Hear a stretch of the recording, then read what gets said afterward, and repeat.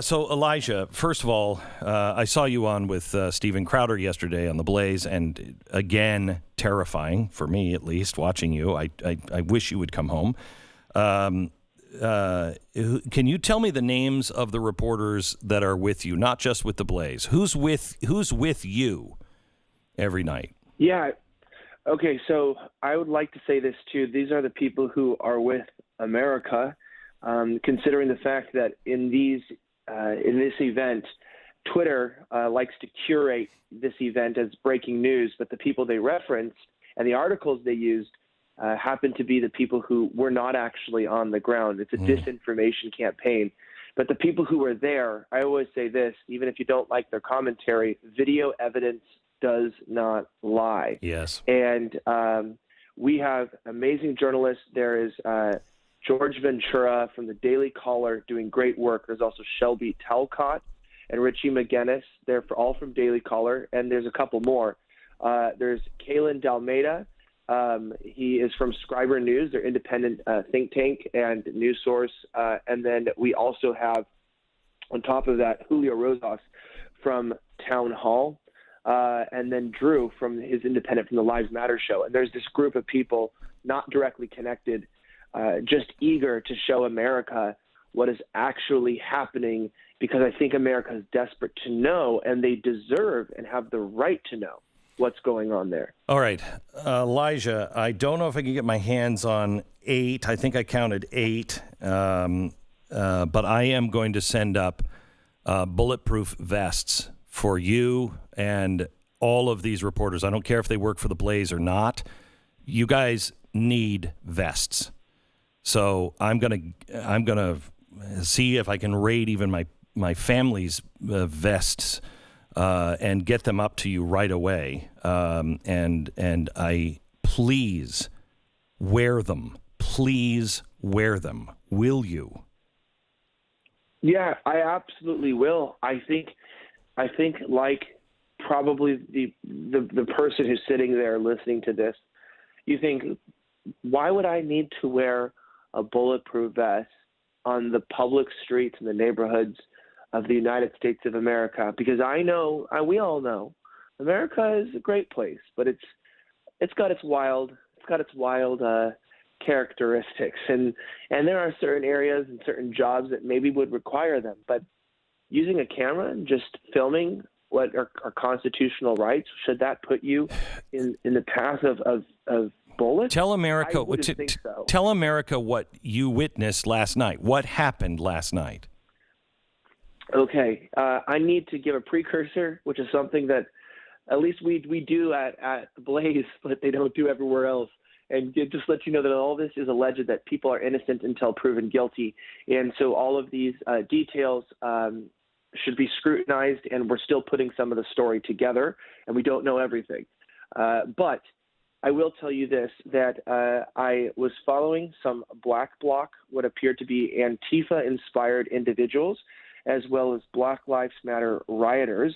This is during a state of emergency, violating a curfew, and in an unlawful and illegal assembly declared by the sheriffs and local law enforcement. We were pushed back outside of the uptown Kenosha, Wisconsin area. Now, by who? You were pushed back by who? We were pushed back by the law enforcement, who the mayor was given emergency powers to handle and to disperse rioters. Now, Washington Post, I will say, called the victims in this shooting protesters, and I'll tell you why they're wrong. This group I was following was armed with metal bats, with hammers, and in some cases bricks, and finding large stones. We came upon a car lot, sort of like a car shop, and immediately, like any peaceful protester would do, fighting for equality and against police brutality, they decided to completely destroy every single vehicle that they could lay their eyes on, and not just through minor, kicks and bumps. Mm-hmm. I mean, throwing boulders through the front window till glass shattered, one by one, taking hammers and knocking out windows and lights, and even to the point brand new looking Infinity SUV, something that a family probably used, somebody loves. Cars are a part of our lives. Lighting it on fire. I mean, just straight up being arsons. They were taking apart every car piece by piece. And the worst part is according to one of the rioters who was with the group, he's going, "That's my lot. That's my place." So the tables have turned. The rioters can't even tell who's their own, destroying their own city right before this happened. This was chaos. This was anarchy. This wasn't just rioting. This was felony criminal targeting of private property. Okay. So then you do an interview with somebody, and they're being labeled today as white supremacists. Yeah.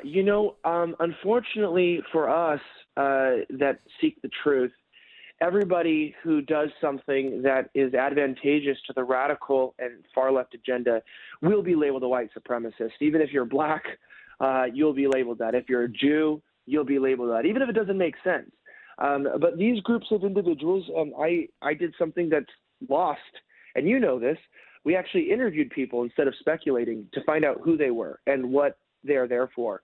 There were a couple groups, and I don't know if they're connected. There were people wearing Hawaiian shirts, maybe inspired by certain movements, like Boogaloo movements. I don't know if they're directly affiliated. I don't think they were. There were also libertarian militia style, multi-ethnic, by the way, multi-racial. And then there were some other individuals in similar fatigues that were defending businesses using CS gas. And I asked them, what are you doing? And this is what I want to point out. I don't know if all the groups were connected organizationally, but everybody I talked to who clearly was in military, fatigues of some sort had two common factors. Number one, they said that they supported the riots, and the protests. In fact, they believed the insurrection against the government in some ways is part of the protected right of the people. But they also, number two, continually said that they didn't believe that we had the right to attack each other's private property. And I watched as this man, who we are going to find out is the alleged shooter, innocent until proven guilty, and we don't even know if he's in the wrong once investigations happen. We're not sure yet what the full situation is. He is an EMT, from his own words, and he was offering medical help to injured Black Lives Matter protesters. So I don't know about you, but that's a pretty bad white supremacist. Right. If not only he verbally supports the Black Lives Matter movement, but also offers medical help for people who are hurt. Okay, but he was carrying a long rifle, was he not? Yeah, and he told me that he himself was only carrying lethal rounds, so that is confirmed, and he was capable and willing to use lethal force if he had to defend the property of his city. Can you set up this interview quickly for me? Yeah. So there is a pretty interesting moment here. And are you referring by interview to just what actually happened, or what? No, the interview. The interview with the alleged shooter. Okay, perfect. Yeah. So approximately an hour before the shooting, there was a business that was previously targeted by rioters in the first two nights. That was completely boarded up. That was surrounded by what appeared to be militia-like, or nothing criminal. There's nothing wrong with Americans holding guns. No, especially if you don't think the police are coming. If you're protecting property, God bless you.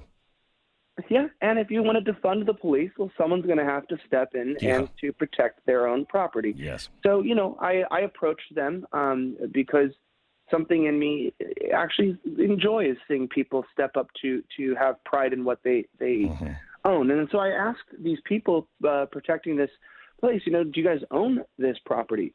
And the individuals told me, this belonged to a friend. I can't confirm that, but they said that. Okay. And so then I noticed that they had used tear gas or CS gas on the rioters who were approaching and successfully got them away from the building. And so I thought that was an interesting thing. Wow, they actually properly defended a piece of private property without using lethal force, but also successfully were able to do in what appeared to be a better job than local law enforcement, who seemed to have their hands tied protecting the government property. So I asked this young man, who was down there, just are these guns basically loaded, or do you have lethal rounds? And are you prepared to use lethal force to protect property? Okay, let me play let me know that. Yeah. Let me play the interview. Here it is. We're protecting from the citizens, and I just got pepper sprayed by a person in the crowd. So you had non-lethal, but you didn't respond. We don't have non-lethal. So you guys are full on ready to defend the property? Yes, we are. Now, if I can ask, can you guys step back? Medical, EMS right here. I'm an EMT. Need a medic? So it shows that they were there to protect that particular building, but also it shows that they were providing medical, and it didn't matter who was hurt. Then about an hour later, I'm going to play the video and describe the scene, what's happening here.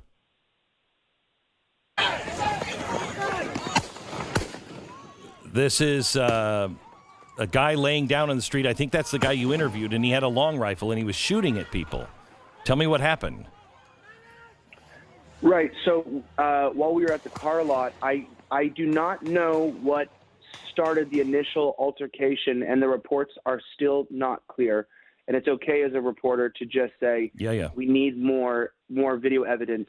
But at a certain point, there was an altercation between this man and another man at the car lot. He did open fire, multiple shots, several, so at least more than 3 or 4 in a very quick burst, which sent a lot of us running because they, appeared to go through the car. I was standing right there. When you see someone raise their rifle and start shooting, usually that's a good time to not be there anymore. But the moment, within seconds, somebody screamed, I shot someone, oh my gosh. And people were going, it was just chaos for a second. I'm going, oh man, someone got shot. And I went ahead and ran over as fast as possible, right back to the situation. And a man had been what appeared to have been shot in the head. I'm not going to get into everything else, but I know that the guy who allegedly shot him did take off running, and good for him, because I'm pretty sure they probably would have tried to kill him. I've seen this happen before, like in Dallas. Whether it was justified or not, I can't speculate. However, when he was running, there was a altercation to try to disarm him, it appears. And there was a disagreement over the rifle, and as the guy who jumped on him to try to disarm him got his arm badly shot. Okay. Elijah Schaffer, please tell all of the reporters with you, please listen to promptings and do everything you can to stay safe. Elijah Schaffer, thank you for what you guys do.